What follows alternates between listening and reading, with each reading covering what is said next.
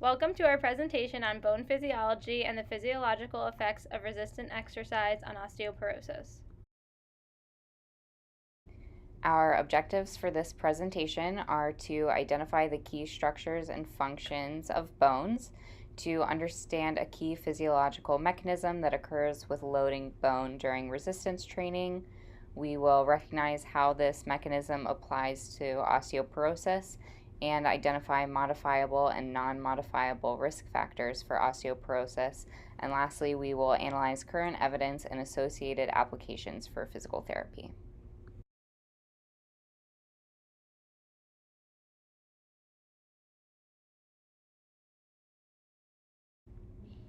So, starting with the function and purpose of bones, they're some of the most dynamic and metabolically active tissues in the body, and they serve four key functions. The first being for organ protection, then providing rigid sites for muscle attachment, facilitating muscle action to allow the body to move, and also storing and releasing chemical elements, specifically calcium, is what we'll focus on during this presentation. So they are vascular tissues with the capacity to self-repair and to change in response into the mechanical demands placed upon them. So starting with bone composition, there are inorganic components, primarily calcium and phosphate in the form of small crystals, and that makes up 60% of bone mass. And then the organic components are primarily type 1 collagen, but also include ground substance consisting of proteoglycans and non-collagenous proteins, and that makes up the other 30% of bone mass. So, inorganic components are providing the compressive strength when you're loading, and organic components are providing the tensile strength. And overall, your bone composition depends on where in the body we're talking about, your age, diet, and disease factors, but generally it's about 40% mineral, 25% water, and the other 35% is collagen. So when we're talking about loading of bones, there are some structures that are important to consider. Firstly, osteoblasts create bone by building around itself using collagen fibers, calcium phosphate, and hydroxide and bicarbonate ions. The new bone that they generate is a type 1 collagen protein mixture called an osteoid. And when the osteoblast is finished building, it's actually trapped inside the bony matrix that it generated. So then that's when we start referring to it as an osteocyte or a bone cell. And then osteoclasts are the large multinucleated cells responsible for breaking down bones through the process of bone resorption. The Haversian canal, those are the main branches of the bone's circulatory network. Then we have the lacunae, which are the small cavities that contain the single osteocyte, and the caniculi are the small channels used by the osteocytes for cell-to-cell communication and for nutrient transport between the osteocytes and the blood vessels. Lastly, we have the periosteum, which is the connective tissue that covers the bones, present everywhere except for at the joint surfaces. This is where blood vessels are permeating and nerve fibers are entering the cortical bone via Volkmann canals and continue through to cancellous bone. And then the endosteum is what lines the central medullary cavity in long bones and is filled with fatty marrow. This is where the osteoblasts and osteoclasts are contained, which are responsible for bone remodeling and resorption.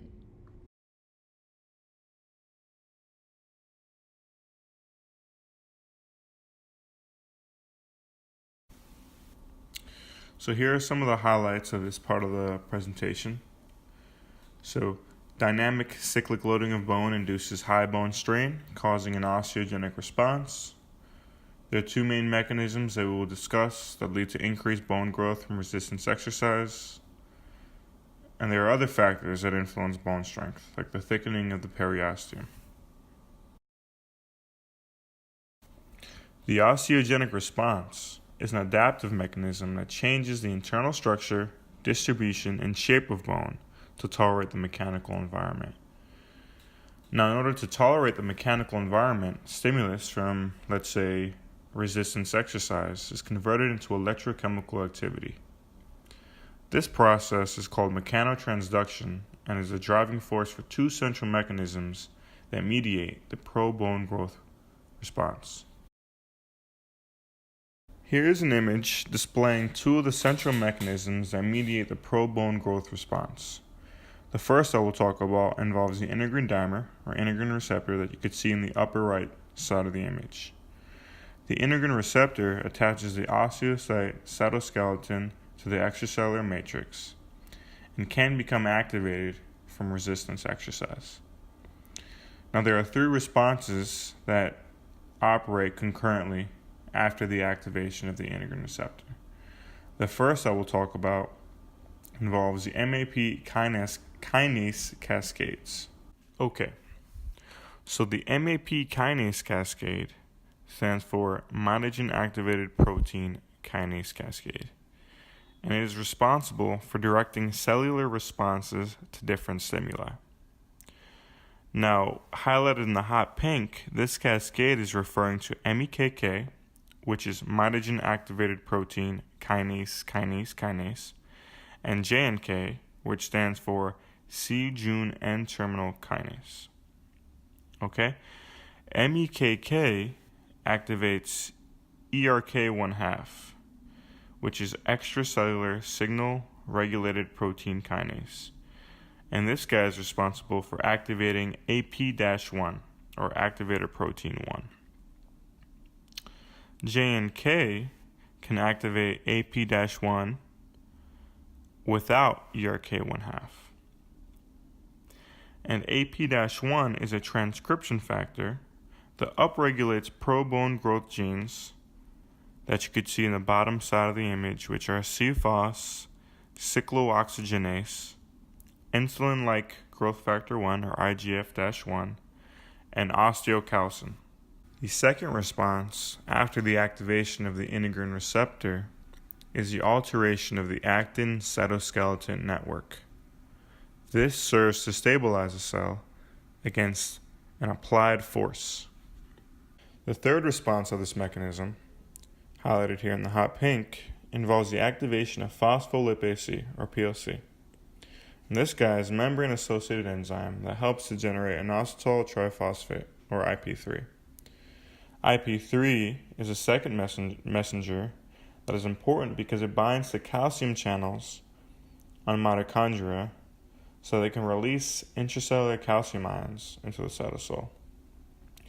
And that will be important when we discuss the second mechanism involved in the pro-bone growth response from resistance exercise.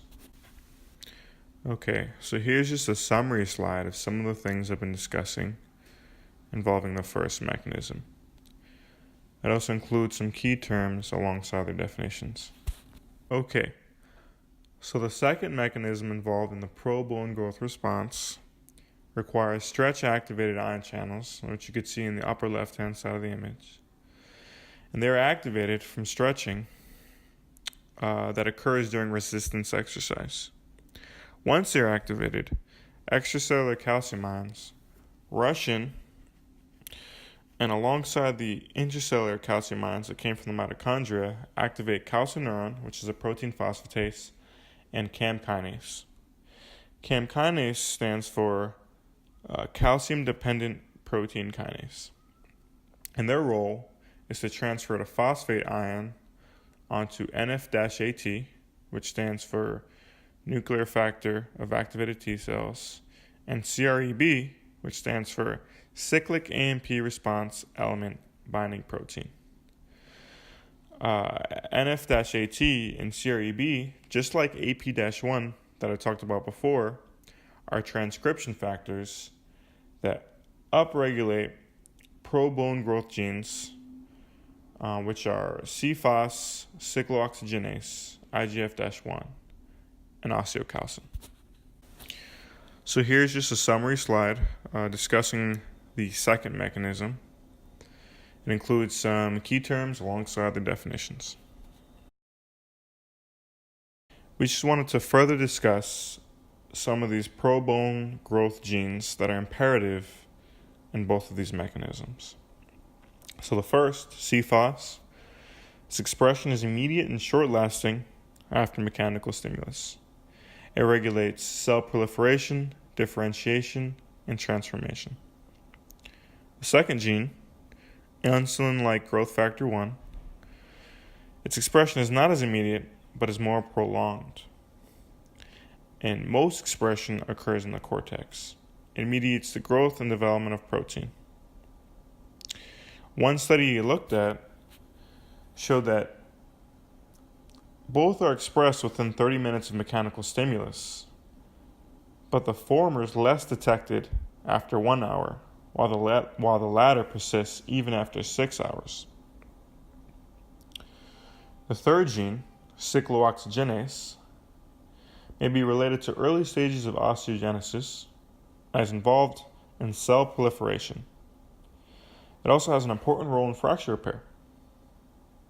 Finally, osteocalcin, its expression occurs alongside IGF-1, so a little after CFOS, and codes for a highly abundant bone protein that binds to calcium.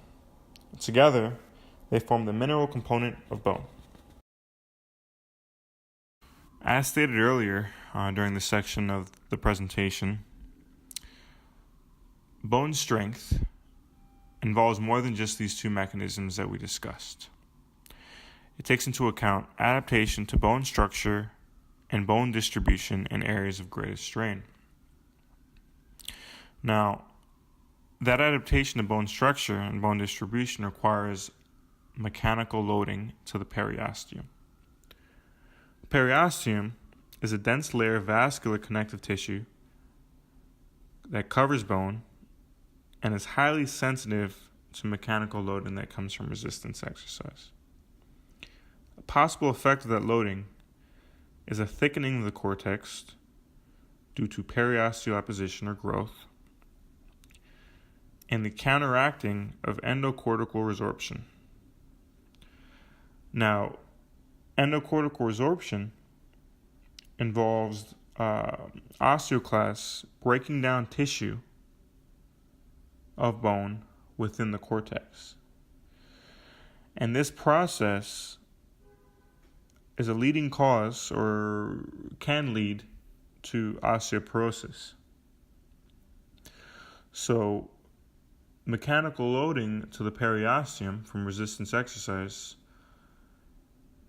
can lead to a thickening of the cortex, which basically comes from a creation of more fibrous bone, as well as the counteraction of endocortical resorption. And together, they increase the strength of bone, as well as increase bone's resistance to bending. Here is a link to a Quizlet to help you identify which components are part of the various pathways we just spoke about.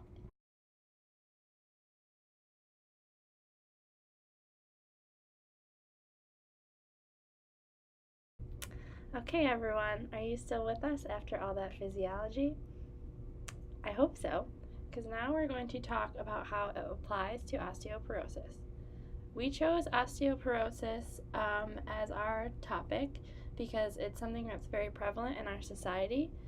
It's estimated that 44 million men and women over the age of 50 present with low bone mass or osteoporosis in the United States.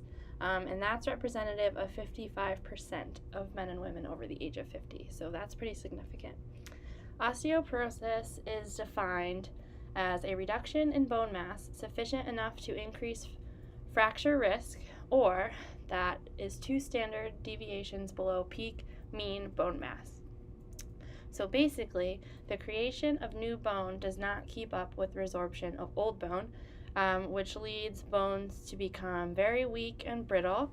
As you can see in this picture, the top picture is normal bone, and the bottom picture is what osteoporotic bone looks like. And as you can imagine, this causes bone to fracture easily. Some signs and symptoms of osteoporosis include stooped posture, back pain, easily fractured bones, or someone that's commonly having fractures, and a loss of height. Okay, so now we're going to look at the physiologic process of osteoporosis a little bit. So basically what's going on is there's an increased turnover rate in bone multicellular units, or BMUs. A BMU is just the coordination of osteoclastic and osteoblastic activity. So when turnover rate is increased, you have more osteoclastic activity breaking the bone down, and osteoblasts do not have enough time to build more bone. So that leads to reabsorption exceeding formation of new bone. So as you can imagine, the pathophysiology of osteoporosis is very complex, and it will be covered by other groups in these presentations, so we are just going to talk about it in the context of the physiologic process that we already described that has to do with resistance exercise and loading bone. So in our process already mentioned, calcium loss is the major factor that's decreasing to osteoblastic activity. So that has to do with the second mechanism that we talked about before. So we have a decrease of both extracellular and intracellular calcium in this case, which basically reduces the rate that the second mechanism is running.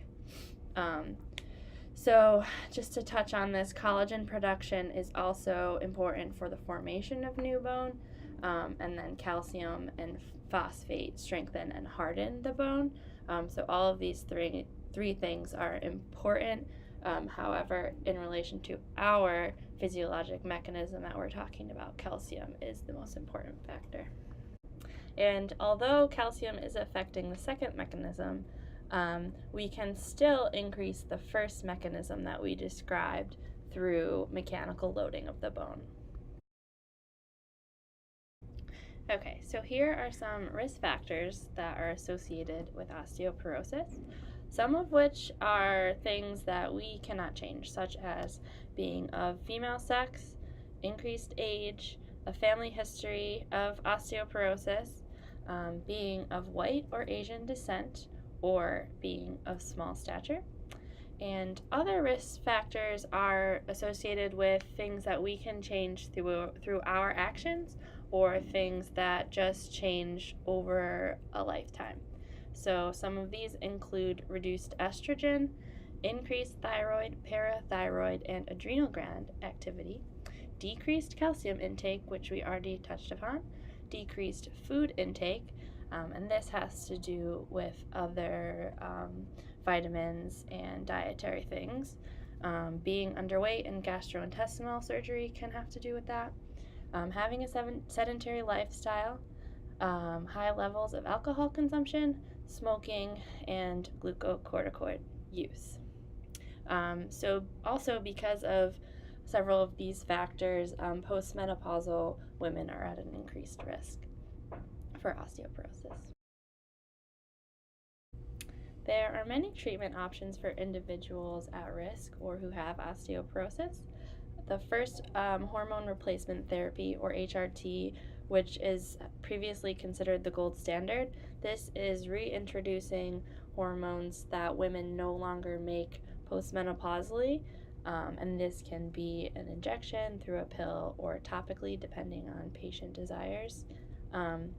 But this has several associated risk factors, such as blood clots, certain cancers, and heart disease. So biphosphonates are another drug that's commonly used, and this is targeted at individuals who have been diagnosed with osteoporosis or osteopenia, and this prevents loss of bone density. What we're proposing, and what's applicable to us as physical therapists, is that resistance training can be used to increase osteoblastic activity.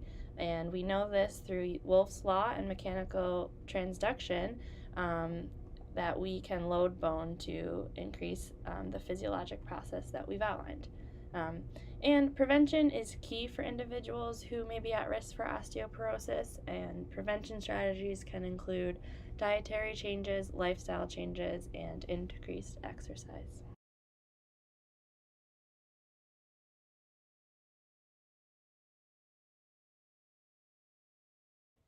So what does this all mean for physical therapists? Our PICO for this presentation is for patients with osteoporosis. Does resistance exercise compared to no exercise training increase bone mineral density and improve function?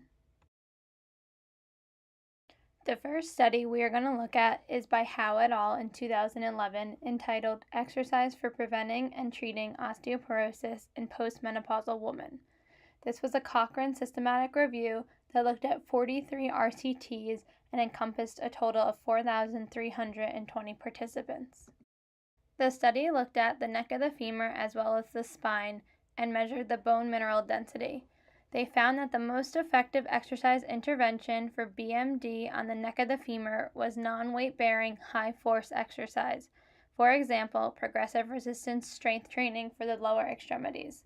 They found that the most effective exercise group for the BMD of the spine was a combination exercise program. Another important result of the systematic review was that 4 less women out of 100 who did exercise had a fracture.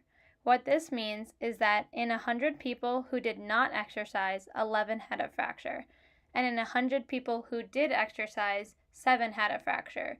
So there's a total difference of 4 less women out of 100 having a fracture if they completed exercise.